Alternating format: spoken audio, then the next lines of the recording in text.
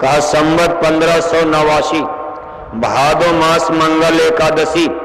कहा भादों का महीना संवत 1589 और मेरा जन्म हुआ। अपने जन्म कहा लिखा।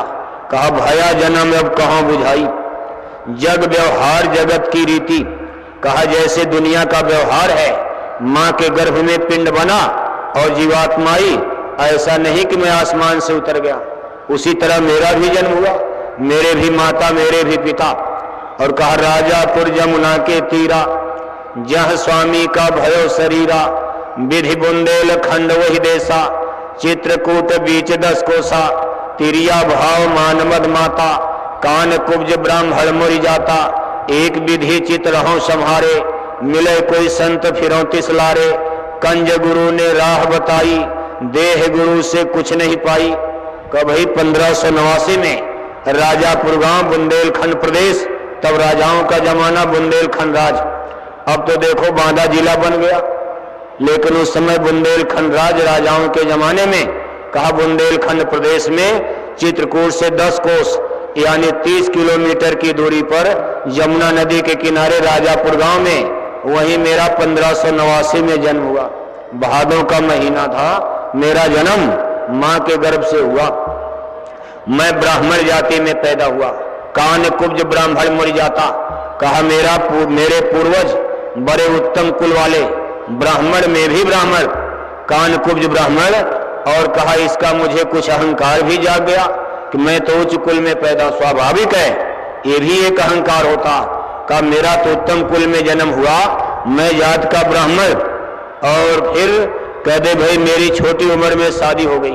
तब मुसलमानों का राज था, तो छोटी उम्र में शादी हो जाती थी। जिसके मांग में सिंदूर पड़ गया तो मुसलमान उसको छूते नहीं थे, नहीं तो कभी कभी धोखा हो जाता था। इसलिए हिंदू जाति में बच्चियों की शादी छोटी उम्र में प्रथा एक बन गई।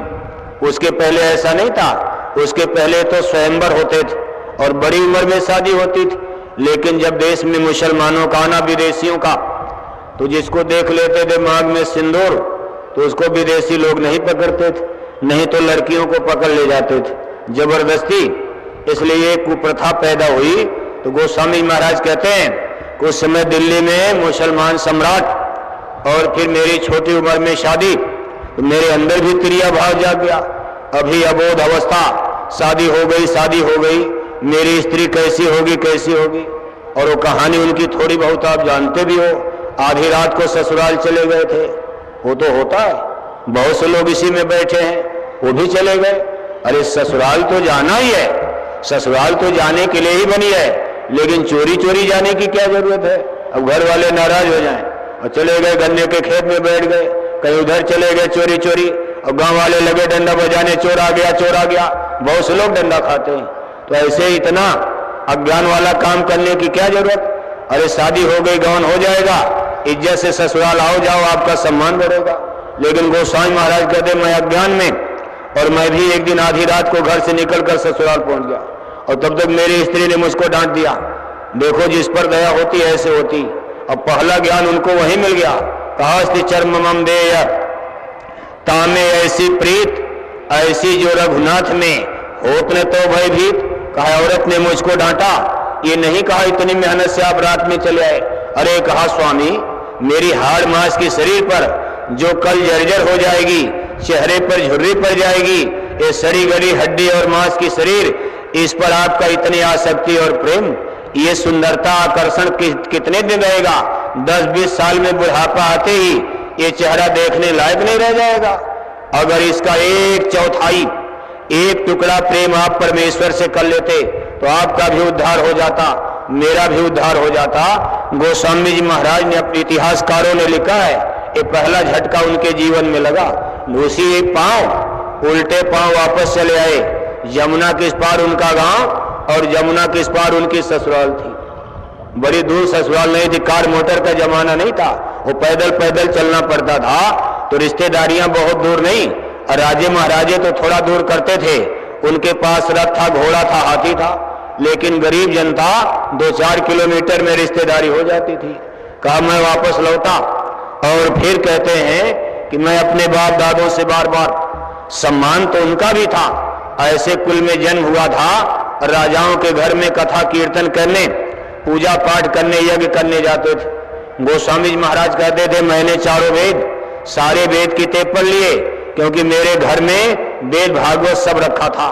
ब्राह्मण कुल में जन्म तो सारी किताब मेरे घर में, मेरे बाप दादे बड़े बड़े विद्वान, उन्होंने मुझको बहुत कुछ समझाया बताया, लेकिन मुझे भगवान नहीं मिला।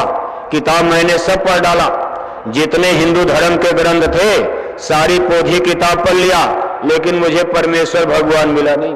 तब मैंने अपने बाप दादों से पूछा कि आखिर ये भगवान कैसे मिलता। सारी किताबें तो मैंने पढ़ लिया। तब उन लोगों ने बताया कि वो भगवान का रास्ता ये हमारे पास नहीं है, किताब से ये नहीं मिलता, उसके लिए किसी महापुरुष की, जिसने उसको देखा उसकी खोज करो। कोई मास्टर मिलेगा तभी बताएगा, अंग्रेजी वाला मिलेगा अंग्रेजी बताएगा, हिंदी वाला मिलेगा हिंदी बताएगा।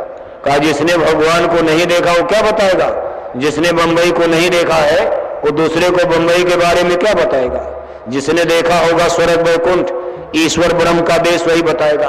तब गोस्वामी जी महाराज कहते मेरी धारणा बदल गई, मैंने किताबों का पढ़ना बंद कर दिया और कहा एक विधि चित्रहों सम्हारे, मिले कोई संत फिरों तिसलारे।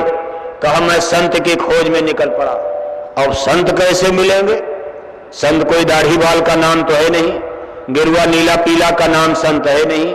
कभी संत नाम हम उसका गाया, सत लोग जिन सूरत पठाया, लेकिन वो भी तो हाड़ मास की शरीर में रहते हैं। आप बाहर से कैसे पहचान पाओगे कि इनके अंदर इतनी बड़ी योग्यता है, काबिलियत। लेकिन गोस्वामी जी महाराज कहते हैं कि मेरी तड़प बढ़ गई कि हे प्रभु मुझे कोई मिल जाए मिल जाए। कहा जिन खोजा तिन पाइयां, जो खोजेगा उसको मिल जाएंगे।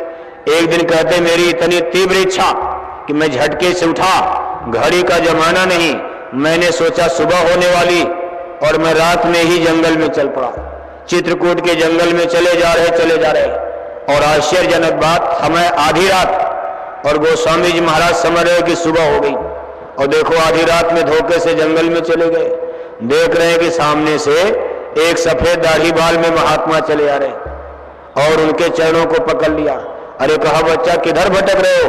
अरे कहा मैं गुरु की खोज कर रहा हूं। उन्होंने सर पर हाथ रखा, कहा लो मैं तुमको खोज रहा था और तुम मुझको खोज रहे थे। गुरु चेला को खोज रहा और चेला गुरु को खोज रहा। चेला को नहीं पता है कौन मेरा गुरु है, लेकिन गुरु को पता है कि मेरा चेला कब कौन बनेगा। वो तो अंतर्यामी होते हैं। वो देखो ऐसी तरफ, लेकिन तब उनको पता चला भी आधी रात है, और वही जंगल में बैठा करके गोस्वामी जी महाराज कहते हैं कि मुझको गुरु महाराज ने रास्ता बता दिया। गोस्वामी महाराज के जीवन में आधी रात का समय बहुत, आधी रात को ससुराल गए और आधी रात को देखो उनको गुरु मिल गए, सदगुरु मिल गए, और रास्ता बता दिया कि अब तुमको जंगल पहाड़ नहीं भटकना। ये 5 नाम का नामदान जो हमको आपको गुरु महाराज ने दिया है, यही 5 नाम का नामदान वहीं जंगल में बैठा कर उनके गुरु महाराज ने उनको दे दिया, और कहा अब जंगल पहाड़ में मत भटकना, अपने घर परिवार में जाओ। ये अंदर की पूजा है, अंदर की खोजरी पिया को निज घट में, ये दोनों आंखों के बीच में, नासिका कग्र भाग दोनों भौहों के बीच में, इस स्थान को तीसरा तिल, छठा चक्र, 10वां द्वार। कहा यहां सबकी रूह जीवात्मा से चेटेड है। ये जीवात्मा को मानव पोल पर दोनों आंखों के बीच में बैठाया गया। मनुष्य शरीर में गाय बैल कुत्ता बिल्ली में जगह बदल जाती, पेड़ पौधे में जीवात्मा चली गई, उसकी बैठक अलग। लेकिन मनुष्य शरीर में अब ये चाहे किसी की शरीर हो, भारत की हो, पाकिस्तान वाला हो, हिंदू हो, मुसलमान हो, अमीर हो, गरीब हो, सबकी जीवात्मा मनुष्य शरीर में दोनों आंखों के बीच में।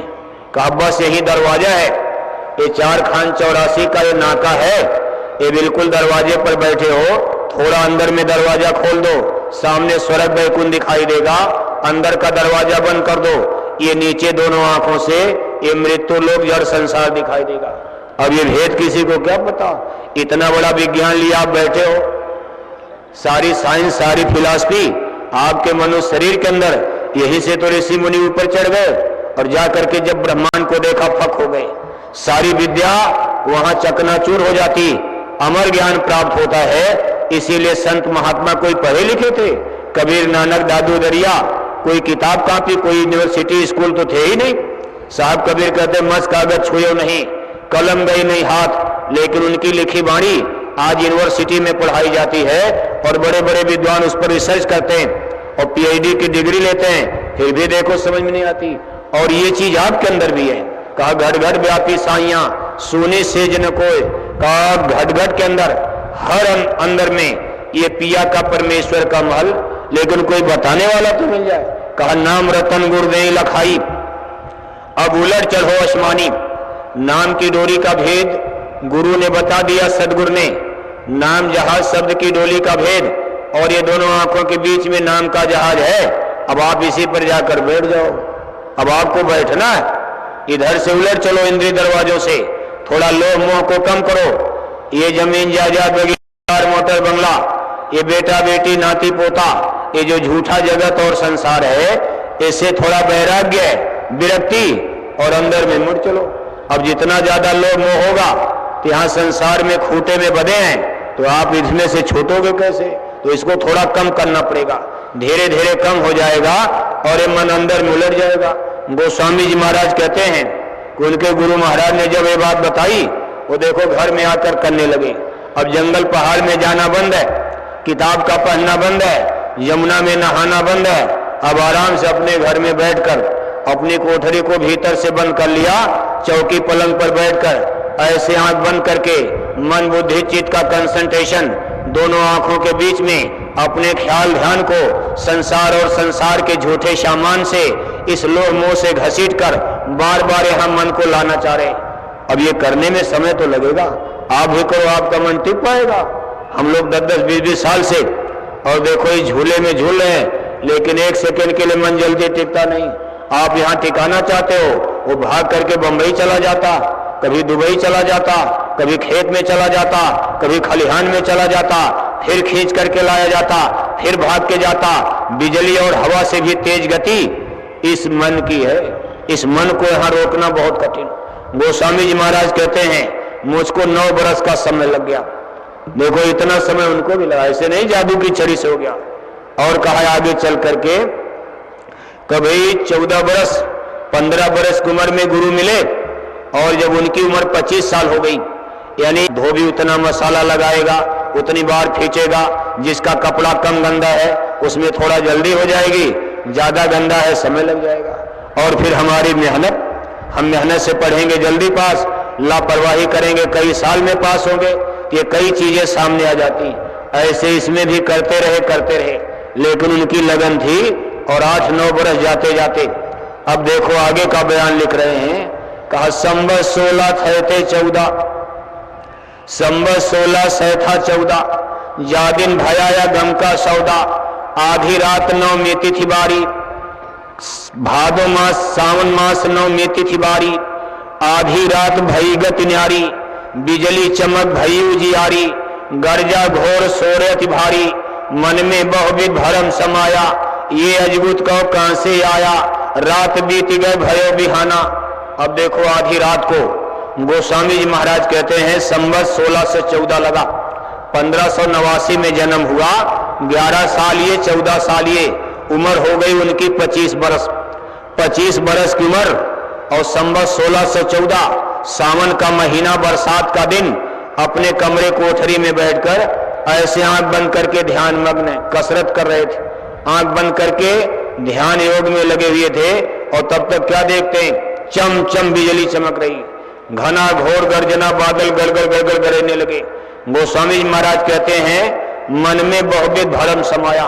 कहा मैं सशंकित हो गया और मैंने खिड़की दरवाजा खोलकर देखा कि सावन का बरसात का महीना, कहीं आसमान में तो बिजली नहीं गरज गई, लेकिन देखा आसमान बिल्कुल साफ, बरसात का दिन, लेकिन आसमान में न बिजली न बादल। कहा तब मैं फिर आंख बंद करके बैठ गया। और तब गुरु महाराज की बात याद आ गई कि गुरु महाराज ने कहा था जब ये ब्रह्मांड खुलेगा तो इसी तरह की गर्जना होगी, बिजली चमकेगी, यानी प्रकाश, शब्द और प्रकाश का ही विज्ञान है। वेव्स ऑफ साउंड है, वेव्स ऑफ करंट है, waves of magnet, waves of light, ये मृत्यु लोक का सारा विज्ञान, ये कार मोटर ट्रांजिस्टर रेडियो, ये कंप्यूटर, सब यही विज्ञान है। लेकिन ये जड़ विज्ञान है, ये लोहे लक्कड़ का विज्ञान है और ये शब्द और प्रकाश चेतन है। जिसने ब्रह्मांडों की रचना किया है ये शब्द और प्रकाश, जिसको साउंड है ब्रह्मवाणी, और वो चेतन प्रकाश। गोस्वामी महाराज कहते हैं गुरु की बात याद करके मैं फिर आंख बंद करके बैठ गया और फिर बड़ा आनंद आने लगा।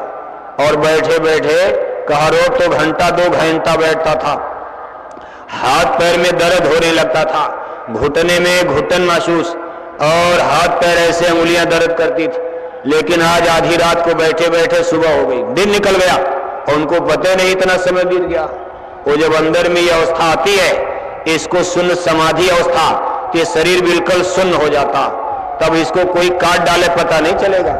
सारी बला बीमारी उसी दिन खत्म। कहा मैं ऐसे बैठकर दिन निकल गया, घर वाले कुंडी खटखटाने लगे कि रोज तो सुबह उठते थे, पूजा करते थे, और आज दिन निकल गया और अभी तक क्या कर रहे हैं, सो रहे हैं। अब सो नहीं रहे, देखो जन्म जन्म की सोई जीवात्मा जग गई। अब तो जग गए, आज असली जागरण हो गया। वो सो नहीं रहे, अब अंदर में जाग गए, बाहर से सो गए, संसार की वासनाओं से सो गए और अंदर में जन्म जन्म की सोई जीवात्मा जाग गई। और गोस्वामी जी महाराज ने बयान किया, ये जो रामायण आप पढ़ते हो देखो इसमें लिखा कि जब ये जीवात्मा जगी तो जैसे पिजड़े से पक्षी छूटता और आसमान में उड़ जाता, पिजड़ा यहाँ पड़ा है, कहा ऐसे मेरा शरीर घर में, शरीर उनका अपने चौकी बिस्तर पर पड़ा और ये जीवात्मा निकलकर ब्रह्मांड में। और आगे जाकर क्या देखते हैं, ये रामायण आप पढ़ते हो लेकिन कुछ समझ में तो आता नहीं। लेकिन देखो क्या लिखा, कहा मुदेव नयंत्र शीतन भयऊ पुंचितवत को सलपुर गयो, मुह बिलो कि राम मुस्काही, बिहसा तुरत गयो मुख माही, उदर माज सुनि अंडज राया, देखो बहु ब्रह्मांड निकाया, कोटिन चतुरा नन गौरीसा, कोटिन गुण रवि रजनीसा, अति विचित्रता लोक अनेका, रचना यमित एक का, प्रब्रह्मांड राम अवतारा, देखो बाल विनोदय अपारा, जो नहीं देखा नहीं सुना, जो मन हो न समाए, उभय घड़ी मह देखिया, वरन कवन विद्या। कभी मैं जब आगे बढ़ा स्वर्ग वैकुंठ देखते देखते उभय घड़ी, घंटे 2 घंटे में कितना तेज रफ्तार का नाम जहाज। ये जहाज तो कुछ नहीं, इस नाम जहाज पर शब्द की डोली में जब सूरज सवार, तो देखो घंटे 2 घंटे में कहते मैंने सब देख लिया। कहा आगे स्वर्ग वैकुंठ के ऊपर मैंने ईश्वर के देश में जाकर और ईश्वर पुरुष को देखा। कहा मोह बिलो कि राम मुस्काही, मुझको देख करके हंस दिए, नाराज नहीं हुए। नाराज क्यों होंगे, इतने मुद्दत के बाद मिलन हुआ, लेकिन इतना जरूर पूछा कि आप यहाँ आ कैसे गए। नीचे मेरी माया का सख्त पहरा पड़ रहा, मेरी देवी देवताओं का पहरा, और मैंने माया को हुक्म दे रखा है कि मेरा भेद किसी को मत बताना। मेरे 3 पुत्र हैं, ब्रह्मा विष्णु शंकर मेरा भेद नहीं पाए, लेकिन आप यहाँ चले कैसे आए। तब गोस्वामी जी महाराज ने कहा प्रभु हमको मृत्यु लोक में संत मिल गए, हमको सदगुरु मिल गए, नहीं तो हे प्रभु मैं भी कंकड़ पत्थर में भटक रहा था, मैं भी कॉपी किताब में भटक रहा था, मैं भी गंगा जमुना में ठोकर खा रहा था। समझ गया। तब उन्होंने खुश होकर के दरवाजा खोला, हंसने का मतलब दरवाजा खोल दिया, और जब उस पार गए उधर माने पेट नहीं। अब रामायण पढ़ने वाले ये समझते हैं कि बिहसा तुरंत गए मुख माही, जब वो हंसे मुंह खुला तो मुंह के अंदर गए, उधर मां सुनंद जाया, उनके पेट में देखा, ऐसा नहीं है। कहा भाई हंस दिए, दरवाजा खुल गया। दूसरा फाटक सूक्ष्म लोक का दरवाजा खुला गुरु की कृपा से, और जब उसके आगे गए उधर माने उधर, उस तरफ जाकर क्या देख रहे हैं, उधर मां सुनंद जाया, देखो बहु ब्रह्मांड निकाया, बड़े बड़े ब्रह्मांड है, अति विचित्र लोक अनेका, ये धरती गगन तो कुछ नहीं। और जा करके देखा, और तब देखो रामायण के पहले पन्ने में अपने गुरु की कितनी महिमा बयान कर रहे हैं। कहा बंदो गुरुपद पदम परागा, सुरो सुभाष सरस अनुरागा, अमी मोरिमय चूरन चारू, समन सकल भव रुज परिवारू। दरवाजा मत खोलना भाई, दरवाजा सब बंद करो। कहां जा रहे, हेलीकॉप्टर देखने बैठे, यहाँ जहाज में अभी उड़ेगा, ऊपर देखना, बैठ जाओ सब लोग। दरवाजा सब बंद करो, बंद कर दो दरवाजा। अरे अभी उड़ेंगे ऊपर, यही देख लेना। यही देखते सुनते तो गड़बड़े हो गया। बताओ तब तो उठकर हेलीकॉप्टर देखने चल दिए। बैठ जाओ यहां सब लोग, किसी को जाने मत देना उधर।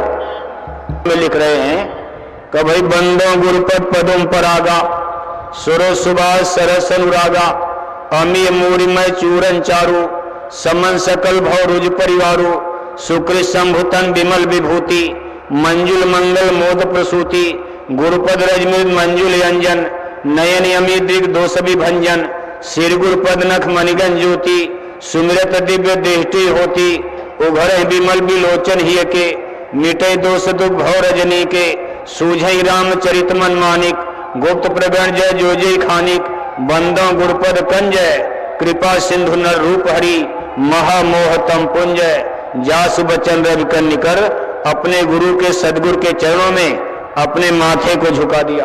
कहा ये गुरु की कृपा हुई और वो मुझे गुरु रूप में मिल गए। इसलिए सदगुरु संत है, ये नर रूप हरि होते हैं। ये तो आपकी रामायण कह रही है कि कृपा सिंधु नर रूप हरि, बंदों गुरुपद कंजय। मैं ऐसे सदगुरु के चरणों की बार बार वंदना करता हूं जो नर रूप में नारायण, नारायण ही नर रूप में बनकर और जीव को जगाने के लिए गुरु का रूप धारण करते हैं। प्रेमी भाई बहनों, ऐसे महाप्रभु हमको आपको इस कलयुग में आए मिले। गोस्वामी जी महाराज ने भी आगे चलकर देखो कितनों को नाम दान दिया, कितने लोगों को पार किया, लेकिन इतनी मेहनत के बाद भी कहा काशी नगर रहे सब झारी और तेरा उतरे भाव जल पारी। कहा मेरे पास तो बहुत आए लेकिन गिने गनाए 13 लोग भाव सागर पार हुए।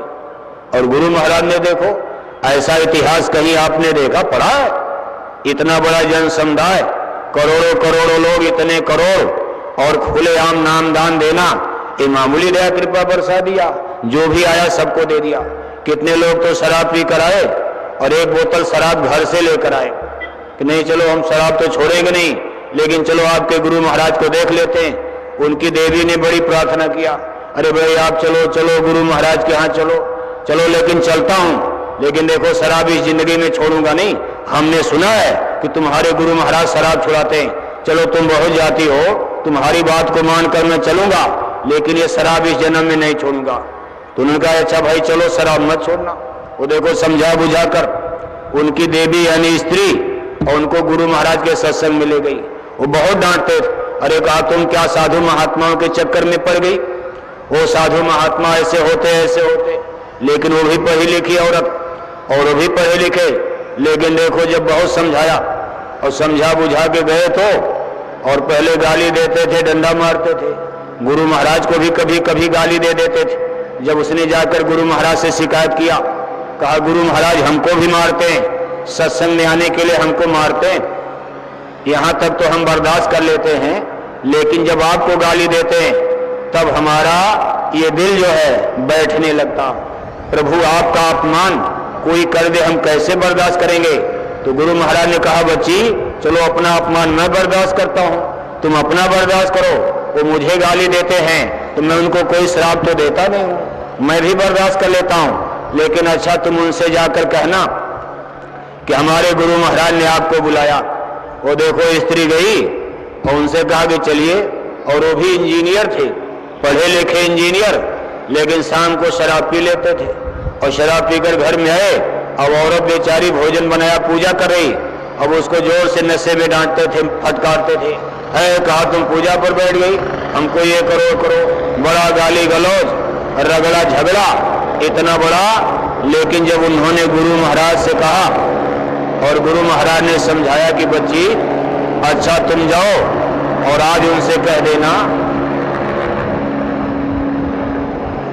अच्छा देख लो हेलीकॉप्टर देख लो, सब लोग देख लो, हम भी देख लें आप भी देख लो, देख लो इसी तरह। अरे आपको तो खुद है नाम जहाज मिला, क्यों चिंता करते हो? ये कुछ नहीं, ये हवाई जहाज हेलीकॉप्टर तो सबका छूट जाएगा। आप इस पर बैठो इस नाम जहाज पर और अपने वतन अमर लोग चलो। नई इच्छा मत जगाना कि कहोगे हेलीकॉप्टर हम भी उड़ेंगे, ये भाव मत लाना। अपनी इच्छाओं का दमन करो और अंदर में नाम रतन की कमाई करो। अब उन पर एक असर पड़ गया, कहा क्या गुरु महाराज हमको जानते हैं? अरे हमने सुना वहां तो लाखों की भीड़ होती तो गुरु महाराज हमारा नाम कैसे जान गए? औरत भी चालाक थी, उसने कहा भाई ये तो हम नहीं जानते कैसे जान गए, लेकिन आपको हमारे गुरु महाराज ने आज सत्संग में बुलाया। अब उनको बड़ी खुशी हो गई, चलो इतनी जनता के बीच में और गुरु जी हमारा नाम जान गए, क्या हमसे अलग में बात करेंगे? तो औरत ने कहा बिल्कुल, उन्होंने कहा है कि मैं उनको बुला कर लाओ, अलग में बात करूंगा। और उनको और खुशी हो गई। कहा लेकिन देखो एक बात है कि शराब मैं इस जन्म में नहीं छोड़ सकता हूँ, तुम्हारे गुरु जी के पास चलूंगा, मैं 50,000 महीने तनख्वाह पाता हूँ, 10-20 हजार दक्षिणा तो दे दूंगा और तुम रोज सत्संग में जाओ, तुम्हारा भाड़ा किराया खर्चा दूंगा, लेकिन इस जन्म में मैं शराब नहीं छोड़ सकता। अगर तुम्हारे गुरु महाराज ने, यही गुरु महाराज जिनकी फोटो देख रहे हो, हम नानक कबीर की बात नहीं कर रहे, अपने गुरु महाराज की बात कर रहे हैं, इन्हीं के सत्संग में घटना घटी। कहा अगर आपके गुरु महाराज ने हमको शराब छोड़ने की बात कर दिया तो मैं घर पर तुम्हारी डंडे से खबर लूंगा। बस कहा अच्छा ठीक है चलो, आप इसकी कोई बात नहीं होगी। वो देखो शराब पिए और शराब पीकर ही गए। गुरु महाराज ने देखते उनको बुला लिया और कमरे में ले जाकर के समझाने लगे। और गुरु महाराज ने उनसे कहा कि बच्चा तुम हमारी एक बात मानोगे? उन्होंने कहा गुरु जी एक नहीं 10 बात मानूंगा, लेकिन ये शराब वाली बात हमसे मत कीजिएगा, शराब छोड़ने के लिए मत कहिएगा, बाकी जितना हुक्म दीजिए मैं मानूंगा। तो गुरु महाराज ने कहा नहीं ठीक है, मैं शराब छोड़ने के लिए नहीं कहूंगा, अंडा खाने के लिए मैं छोड़ने के लिए नहीं कहूंगा, लेकिन मेरी एक बात मानोगे, हमसे वादा तो करो। उन्होंने कहा इसके अलावा जितना आप कहोगे मैं मान लूंगा। तो गुरु महाराज ने कहा बच्चा तुम जो भी चाहो दुनिया में करो, लेकिन हमारी एक बात याद रखो, हमको एक वचन दे दो कि मेरे सामने तुम शराब नहीं पियोगे। वो लगे सोचने, अब उनको क्या पता। अरे उन्होंने कहा गुरुजी तो साल भर के बाद फिर यहाँ आएंगे, अब न जाने हमारे गांव शहर में कब आएंगे और न जाने हमसे फिर भेंट होगी कि नहीं होगी। अरे कहा बिल्कुल आपके सामने नहीं पीऊंगा। कहा बिल्कुल जहां चाहो पियो, लेकिन हमारे सामने शराब मत पीना। अब वचन तो दे दिया। अब देखो इतने पढ़े लिखे इंजीनियर, और जब घर आए और शाम को शराब पीने का चस्का लगा, और जब उन्होंने अलमारी में से और शीशे की गिलास निकाली और उसमें ऐसे शराब को लगे उड़ेलने, तो देख रहे हैं शीशे के गिलास में गुरु महाराज की फोटो दिखाई दे रही है, उसी गिलास में गुरु महाराज की फोटो। अब वो घबरा गए। अब उन्होंने सोचा मेरी औरत ने रख दिया होगा, मुझको धोखा दे दिया। गुस्से में ऐसे गिलास को जमीन पर पटका, गिलास चकनाचूर हो गई। दूसरी गिलास को निकाला तो देख रहे उसमें भी गुरु महाराज बैठे हैं, उसको भी जमीन पर पटक दिया। ऐसे करके अलमारी के सारे गिलास फोड़ दिए। फिर दौड़े बाजार में गए, कहा किसी दुकान से नया गिलास लूंगा। जब वहां गिलास लेकर देखे तो उसमें भी गुरु महाराज की फोटो दिखाई दे रही। कहा शीशा वाला बेकार है, चलो स्टील का गिलास लेंगे। और जब उसमें शराब उलटने लगे, उसमें भी गुरु महाराज बैठे दिखाई दे रहे। ये करते करते तो घंटों बीत गया। अब शराब बेचारे कैसे पिए? अब शराबी को शराब का नशा चढ़ गया, 1 घंटा बर्दाश्त करना बहुत बड़ी बात हो गई। अब धीरे धीरे देखो बैग गियर लग गया। उनके मन दिमाग में हलचल मचना शुरू हो गई। फिर कहे चलो शराब खाने में, शराब खाने चलते हैं और वहां शराब खाने में वहां की गिलास में पिएंगे। और जब शराब खाने पहुंचे तो देख रहे हैं शराब के दरवाजे पर गुरु महाराज खड़े मिल गए। वहीं खड़े, वहीं कुर्सी पर बैठे हैं। तुरंत वापस लौट आए और अपने बिस्तर पर धड़ाम से गिर गए। धीरे धीरे करवट लिया। इतनी जल्दी तो शराब छोड़ती नहीं, लेकिन आज अंदर में दया भी तो मिल रही थी। धीरे धीरे रात बीत गई। सुबह जल्दी नहा धोकर अपनी स्त्री से बोले चलो आज हम भी सत्संग में चलते हैं। औरत बड़ी प्रसन्न हो गई कि आज अपने से सत्संग में चलने को कह रहे हैं। अरे कहा जल्दी तैयार हो जाओ, आज हम भी सत्संग में चलते हैं। और जब गुरु महाराज के पास गए तो देखो गुरु महाराज के चरणों में गिर पड़े। अरे कहा प्रभु मैंने तो आपको एक साधारण साधु समझा था, इसीलिए मैं अपनी स्त्री को मारता था। ये साधु बड़े ढोंगी होते हैं, ये बड़े आडंबर पाखंड करते हैं। तुम क्या पढ़ी लिखी औरत होकर, BA में पास होकर, ग्रेजुएट इंटेलेक्चुअल होकर इन साधु संतों के चक्कर में क्या पड़ गई? ये लोग तो बड़े लोग ही लालची। लेकिन प्रभु आज मेरी समझ में आ गया, आप कोई साधारण साधु नहीं, आप निश्चय ही परमपिता परमेश्वर हो। हे प्रभु मेरी गलती को माफ करना, मैंने आपको बहुत गाली दिया। आपके यहाँ आने के नाते मैंने अपनी स्त्री पर बड़े डंडे बजाए। गुरु महाराज ने कहा बच्चा अगर मैं तुमको माफ न करता तो अपने पास मैं तुमको बुलाता कैसे? तुम्हारी सारी गलती माफ है कि तुमने अनजान में किया। तुमको ये पता नहीं था, इसलिए मैंने तुमको माफ किया। और देखो पक्के सत्संगी बन गए और आगे चलकर बड़ी गुरु महाराज की और संगत की सेवा। तो ऐसे गुरु महाराज ने भीड़ नहीं जुटाई, बड़े बड़े खेल हुए और सबके साथ कोई न कोई चमत्कार और घटना हुई। ऐसे ये लोग आए, कहा मैं आया नहीं, खुद बुलाया गया हूं। कोई न कोई बुलाया है, कोई न कोई हस्ती और शक्ति, किसी जन्म का पुण्य संस्कार आपके पीछे लगा रहा और आप इस दरगाह में चले आए। इसलिए प्रेमी भाई बहनों, भाग्यशाली हो। आज देखो पूज्य दादा गुरु का ये पावन भंडारा। पूज्य दादा गुरु, ये देखो उनकी प्रतिमा, उनका छाया चित्र है।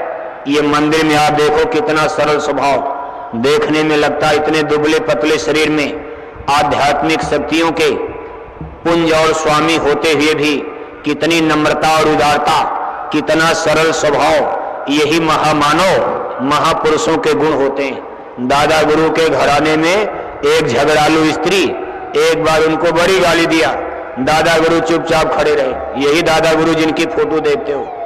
जब वो झगड़ा बंद हो गया, औरत अपने घर के अंदर चली गई, तो दादा गुरु अपने जुग और जमाना कोई आ जाए, लेकिन महापुरुषों की अमर वाणी वो सदैव अजर और अमर रहती। उसको पढ़ने के बाद निश्चय ही हमको आपको एक आध्यात्मिक ऊर्जा हासिल होती। कबीर, नानक, दादू दरिया, मीरा और रविदास, भीखा साहब, बुल्ला साहब, गुलाल साहब, रामायण के रचयिता गोस्वामी जी महाराज, या मुसलमान फकीरों में बुल्ला साहब, सरमद साहब, संत तमरेज जी, या मंसूर साहब, निजामुद्दीन औलिया साहब, सफरुद्दीन साहब, बाबा फरीदास जी, जितने भी पीर पैगंबर औलिया महात्मा फकीर देश दुनिया में जन्म लिए, उनकी वाणियाँ आज भी अजर और अमर हैं। अगर उसको समझा जाए, कोई बताने वाला समझाने वाला मिल जाए, तो निश्चय उसका बड़ा भारी लाभ होता। ये जो रास्ता गुरु महाराज ने आपको दिया, ये संत मत का मार्ग, जिसको मुसलमान फकीरों ने सुल्तानुल अज़कार बताया है, यानी सूरज शब्द योग, यह इस कलयुग में बड़ी दया कृपा करके संतों महापुरुषों ने जारी किया। वैसे ऐसा नहीं है कि हमारे ऋषि मुनि मनीषियों को और युगों में शब्द का भेद मालूम नहीं था, लेकिन जो शब्द हमारे प्राचीन ग्रंथों में वर्णित हैं, ये सब काल मत में आता। यानी शब्द की ताकत दो तरह की होती, एक एक्सटर्नल और एक इंटरनल। एक जो है जीवात्मा को बहिर्मुख यानी बाहर यानी जड़ता में गिराती, इसी शब्द की ताकत में यानी ये संसार की रचना और ये तीन लोक में जो ये शब्द है, वेद वाणी, ब्रह्म वाणी, अनहद वाणी, अनहद नाद, इससे कभी जीवात्मा अजर अमर अविनाशी देश में अमर लोक सतलोक में नहीं पहुंच सकती थी। लेकिन जो शब्द संतों ने जारी किया, 5 नाम का सिमरन करे, कह कबीर तब होशे तरे, ये दयाल पद का, सचखंड सदेश का, ये शब्द कलयुग में सबसे पहले प्रकट रूप में साहब कबीर ने काशी नगरी में इसका उद्घोष किया। इसका भारी विरोध भी हुआ। अज्ञानवश ना समझदारी में लोगों ने इसका बहुत विरोध किया। इतनी बड़ी संतों की गति, ये नया शब्द इस कलयुग में सामने आया। कहा सतयुग त्रेता द्वापर बीता, कोई न जानी शब्द की रीता, कलयुग में स्वामी दया विचारी, प्रगट करके शब्द पुकारी। यानी कलयुग में आप वेद पढ़ते हो, भागवत पढ़ते हो, या जितने भी प्राचीन ग्रंथ हैं, उसमें ये संत शब्द आपको नहीं मिलेगा। ये नई चीज आई और लोगों को आश्चर्य लगा, तब महापुरुषों ने इसको खोल कर बताया। कहा संत नाम हम उसका गाया, सतलोक जिन सूरत पठाया। कब भाई संत उन्हीं को कहते हैं जो सतलोक में आते और जाते हैं, जो किसी भी सूरत जीवात्मा को उस सतलोक में भेज सकते हैं, उसको वहां पहुंचा सकते हैं। यानी अमर लोक सतलोक से, यानी जब कुल मालिक ने ये धरा धाम पर अवतार लिया, उन्हीं को संत कहा जाता। कि भाई बाकी ये नीचे कोई संत नहीं। अंडी लोक जहां स्वर्ग और वैकुंठ पड़ता, कहा वहां पहुंचने वाले को ऋषि मुनि ज्ञानी और ध्यानी, ये जो नाना प्रकार का आप अपने धार्मिक पुस्तकों में प्राचीन ग्रंथों में पढ़ते हैं, ऋषि मुनि ज्ञानी ध्यानी, कि भाई ये तो स्वर्ग वैकुंठ में ही अटक गए, अंडी लोक में ही माया ने इनका रास्ता बंद कर दिया।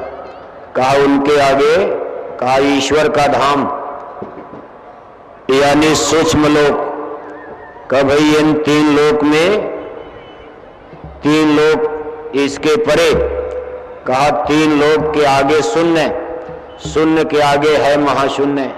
कहा तीन लोक यानी मृत्यु लोक, उसके ऊपर अंडी लोक, लिंग लोक, स्वर्ग और वैकुंठ, और उसके ऊपर तीसरा लोक सूक्ष्म लोक, जहां ईश्वर पुरुष निवास करते हैं, जिनको त्रिलोकीनाथ भी कहा जाता है। कहा ये तीन लोक, इस तीन लोक के आगे शून्य शहर यानी शून्य नगर, शून्य देश आता, और उसके आगे महाशून्य देश, उसके परे देश सतलोका, काल कर्म नहीं कष्ट कलेसा।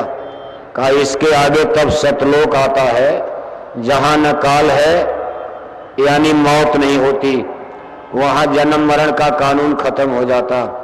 ऐसे देश की कल्पना जो सत्य है, इसको सुनने में ही कितना अच्छा लगता।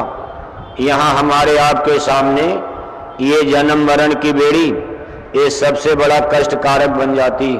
कोई भी इंसान आदमी मौत को पसंद नहीं करता। ऐसा देश जहाँ न कोई जन्मता है न मरता, कभी उसको अमर देश सतलोक कहते हैं। कहाँ वहाँ न काल है और न वहाँ कर्मों का कानून, वहाँ न पाप है न पुण्य है, न कोई कष्ट न क्लेश। कहा जो वहाँ पहुँचा संत है सोई, और बिन वहाँ पहुँचे संत न होई। कहा जो वहाँ पहुँचा वही संत सदगुरु, जो नहीं पहुँचा उसको कभी भी संत नहीं कहा जा सकता। कहा जो ईश्वर के धाम में पहुँचा उनको योगी कहते हैं, उनके ऊपर जो गगन देश में पहुँचा उनको योगेश्वर कहा जाता है, उसके आगे पहुँचा उसको साध कहा जाता, और अमर देश सतलोक उनको संत कहते हैं। इतना ऊंचा ये शाश्वत सनातन ऐसा रास्ता आज भाग्य से हमको आपको इस कलयुग में मिल गया। जो हमारे पुरखे और पूर्वज त्रेता और द्वापर में हमारे ऋषि मुनि मनीषी 10-10 हजार वर्ष जंगल में अपनी हड्डी गला डाले नदियों के किनारे, लेकिन ये चीज उनको हासिल नहीं हो पाई।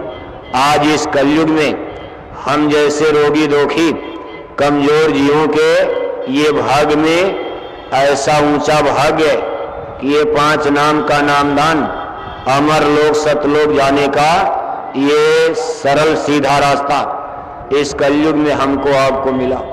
प्रेमी भाई बहनों, तो हमको आपको इसका लाभ फायदा उठाना चाहिए।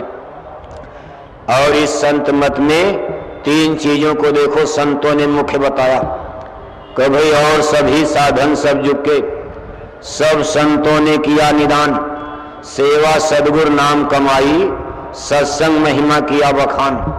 अब जितने भी संत महापुरुष अपने वचन वाणी में बयान किए, इन्हीं 3 चीजों को प्रमुख रखा। एक तो सबसे पहले सत्संग, दूसरा सदगुरु सेवा, और तीसरा जो नाम दे दिया, इस नाम की कमाई किया जाए।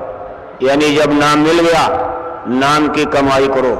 लेकिन केवल नाम की कमाई नहीं, कहा सत्संग सुनना भी जरूरी। और सत्संग किसको बताया? कहा सत्संग किसको कहते हैं?